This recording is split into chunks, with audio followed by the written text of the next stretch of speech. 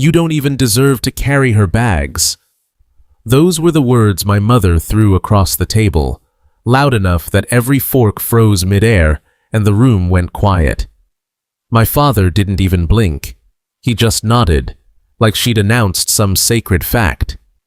My sister Claire smiled into her glass, clearly enjoying the show. The tension pressed down on me like a weight I couldn't shake. For years I had stayed quiet, let their constant favoritism wear me down piece by piece. But that night was different. I pushed my chair back, steadied my hands on the table, and let 7 words fall out, calm but cutting. "Then let Claire cover your bills." The whole room froze. Nobody breathed. The quiet that followed felt heavier than any shout, the candle flames trembling like they sensed what was coming. But to really understand that moment, you have to go back further, because that dinner wasn't where it started. It was where everything finally cracked open. My name is Maya. I'm 29, and for most of my life I've been the forgettable one in my own family. Not the favorite, not the troublemaker, just the extra. The one who covered hospital shifts while everyone cheered for Claire's newest win. The one left behind when the rest of the family packed up for vacations. The one whose name never came up in a toast. I work overnight shifts in the emergency room, exhausting 12-hour stretches that leave my body sore and my hair shoved into whatever bun survives the chaos, my scrubs always smelling like hospital soap. I help save lives for a living, and somehow that has never been impressive enough for the people who raised me. I've left a trauma room after pulling someone back from the edge, still shaking from the adrenaline, only to come home and hear about Claire's new promotion like it was the biggest news of the year. Claire is 2 years younger than me, but somehow always had it easier. She was the one they bragged about, paraded in front of relatives like a prize. Every grade she got was taped to the fridge. Every tiny win turned into a celebration dinner or a cake. She grew up expecting praise the way other people expect sunrise. I grew up expecting nothing. The favoritism was never quiet. It was obvious to anyone watching. I was the one juggling tutoring jobs and student loans, the one who quietly sent money home whenever the bills piled too high. Claire never had to worry about any of that. Her loans disappeared. Her trips were paid in full. Her mistakes were cleaned up before she even had to feel them. I can still remember the smell of that dinner, the rows of fancy wine glasses set out like an altar built for Claire's success. I had come straight from a night shift, exhausted, still in wrinkled scrubs. She walked in wearing a dress that probably cost more than my monthly grocery bill. My father hung on her every word. My mother soaked in every detail. And I sat at the far end of the table in the one chair nobody else wanted. That was our family's stage, Claire shining under the spotlight, me fading into the background, until I decided I was done playing my part. It began with small things, the kind you talk yourself into ignoring. A stare that lasted too long, a compliment that never came, a joke that wasn't really a joke. But then came moments too big to brush off, bruises nobody could see. 2 weeks after that dinner, I was on break at the hospital, sipping bad coffee, when I opened my phone and saw a photo that didn't register at first.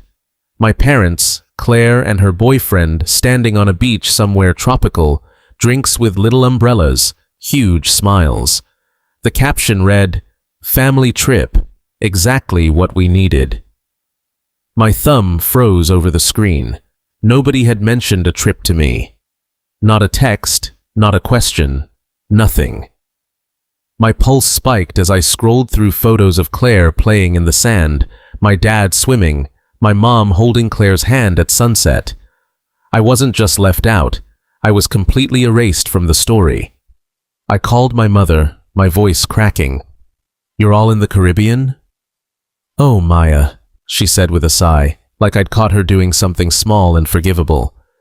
"We figured you couldn't get away from your shifts. You're always so busy." "You never even asked," I whispered. It was sudden. Claire needed a break after starting her job. You get it, right? I hung up before the lump in my throat turned into tears. Later, Claire texted, "Sorry, figured you knew. You're always working anyway. Didn't think you'd care." I wasn't furious. I was hollowed out, and that's a different feeling entirely. The real blow came weeks later at Claire's birthday party.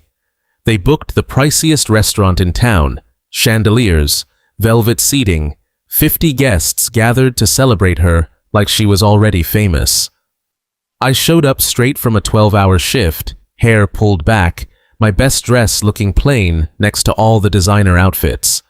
My mother stood and raised her glass. To our Claire, talented, driven, destined for greatness. Some people are just born for it. Applause filled the room. Claire soaked it in like she'd been waiting her whole life for that moment. Then, one of my mother's friends turned to me and asked what I did for work. Before I could answer, my father laughed and said, "Oh, she's still figuring herself out. Works at the hospital, but Claire is the one really going somewhere." My face burned. I was the one keeping people alive in the ER, earning more than Claire had ever made. Yet in that room, I was just blurry scenery behind her shine. I smiled, swallowed the anger, and raised my glass anyway. But something inside me shifted that night, quiet but permanent, and I understood this had stopped being ordinary favoritism. It had become something closer to war disguised as family. The humiliation at that party should have been the lowest point, but life had one more drop waiting. A week later, I was at my mother's kitchen table, helping sort through bills, the smell of cleaning spray in the air, blinds half drawn. She handed me envelopes without looking up, and I started sorting them into piles, utilities, credit cards, the mortgage. Then I noticed something. Student loan statements with Claire's name printed across the top, everyone stamped paid in full. My chest tightened as I flipped through the payment history. The money hadn't come from Claire. It hadn't come from my parents either. The account numbers matched the same account I'd been depositing into every month to help with the mortgage. My voice shook when I confronted her. "You used my money. You used my money to pay off her loans." She didn't even flinch. She didn't look up. Claire needs to focus on building her career. She shouldn't be weighed down by debt right now. You're stable. You can handle it. "I'm drowning in my own loans," I said, my throat tight, "working nights and weekends just to keep up, and you took my mortgage payments to cover Claire?" She said flatly, "Don't be so selfish. Family takes care of family. Claire's success helps all of us." I couldn't speak. The kitchen felt smaller, the air thicker. All this time I thought I was helping keep a roof over their heads. Instead, I'd been quietly funding Claire's entire life while wearing myself down to nothing. The next day at work, I sat in the break room staring at numbers scrawled across a notepad. My coworker Denise, the senior nurse on our floor, sat across from me and didn't soften the truth. "You're literally paying for her life while they treat you like you're nothing," she said, tapping the page. "This isn't support, Maya. This is exploitation." She helped me add it all up. Over 2 years, I had poured nearly $50,000 into that house. Not just the mortgage, but Claire's loans, her car, even her credit cards. The numbers sat there, undeniable, like evidence in a case I never knew I was building. Something in me hardened that day, the kind of clarity that only comes when you've got nothing left to protect. I stopped paying the mortgage and braced for what was coming. The calls started fast. First my mother, tense and brittle. "Maya, the bank called about the mortgage. Is something wrong with your account?" Then my father, sharper. "This family counts on you. Don't you dare let us down." Even Claire called, sounding worried for once. "Maya, Mom's panicking. Can you just make the payment? I can't deal with this stress right now." Stress. The word almost made me laugh out loud.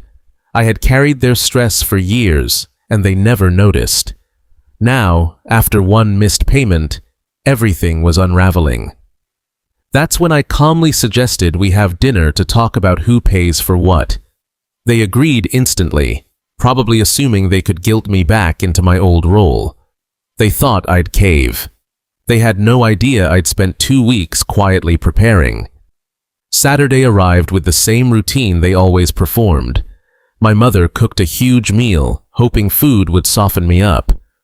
My father opened wine like we were celebrating something instead of having a reckoning. Claire arrived late, flashing her new engagement ring, ready to talk wedding plans. I sat down with a folder tucked in my bag, calmer than I'd felt in months. Dinner went the way it always did, laughter, toasts, pretending everything was fine, until my father cleared his throat and started his lecture. Maya, we need to talk about responsibility, about family duty. You can't just stop paying because you're going through some phase. My mother leaned forward, voice sharp. This family relies on you. Claire is building her future, and we all have to make sacrifices for that. Claire nodded along, smug, like she was royalty and we were her court. Then my mother looked at me with that same cold expression from weeks before. You'll never measure up to your sister. I pushed my chair back slowly, hands steady. Then let Claire cover your bills. Silence swallowed the room. You could hear the clock in the next room ticking. I reached into my bag, pulled out a thick folder, and set it on the table. Page after page landed with a quiet thud that somehow felt louder than shouting. I've put nearly $50,000 into this family over the last 2 years, I said, my voice steady. Your mortgage, Claire's student loans, her car payment, her credit card debt whenever she overspent. Every dollar is documented. Every lie is right here. Claire's face drained of color. She picked up a page, hands trembling, eyes scanning the numbers. Mom, Dad, I didn't know. I thought you two were helping me. Of course she didn't know. That was the cruelest part. They'd let her believe she'd earned everything herself while I quietly funded her entire life. My father's face turned red. He grabbed a page, staring at it like the numbers might rearrange themselves. This doesn't change anything. We're family. Families help each other. No, I said, tapping the papers firmly. This isn't family. This is theft wearing a disguise. My mother started stammering excuses, but I cut her off. You told me I'd never measure up to her. You said I wasn't worth carrying her bags. Meanwhile, it's been my money holding this house together, my money paying off her debt, my money cleaning up your mistakes. So tell me, who's really been carrying who? The room went still. Claire was crying now, makeup running down her face, staring at the truth in black and white. My father's shoulders dropped. My mother's expression cracked, searching for control she no longer had. You wanted a daughter to be proud of, I said, my voice trembling now from anger, not fear. Well, here she is. The nurse pulling in close to $90,000 a year. The woman who just got accepted into a nurse practitioner program and is about to make 6 figures. You never looked twice at me because you were too busy building Claire's spotlight on my back. Nobody said a word. The silence was unbearable. I slid the papers back into the folder and stood, pushing my chair in without another sound. The mortgage is done, I said, calm and final. Claire can pay her own way. So can you. I walked toward the door, each step pulling me further from years of being overlooked. Behind me, I heard Claire sobbing, my father muttering under his breath, my mother gasping like she was suffocating. I didn't look back. When the door clicked shut, it was the loudest moment of my entire life. I never went back after that. No more Sunday dinners, no birthdays, not even when Claire left a shaky voicemail 3 days later, begging to talk. Within 2 weeks, I relocated to a different city. The hospital there offered me a nurse practitioner role with a salary I never thought I'd see, $120,000 a year. For the first time, I was valued for my actual skill and effort, not measured against my sister's reflection. Back home, everything I predicted started falling apart. Without my payments, the mortgage fell behind fast. 6 months later, the house was foreclosed. The same parents who once judged me from their high horse were now facing the kind of hardship they'd spent years dumping onto me. Claire's life crumbled too.